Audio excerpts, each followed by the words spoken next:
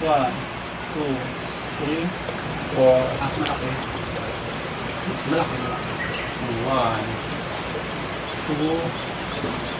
2. Nanay Regina Pastera, 41 years old.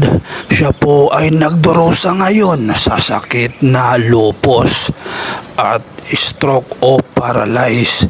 Residente dito sa Barangay Baysa, Quezon City.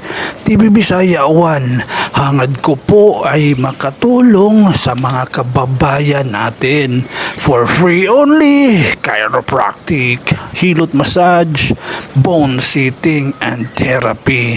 TV Bisaya 1, maraming salamat po mga kababayan ko.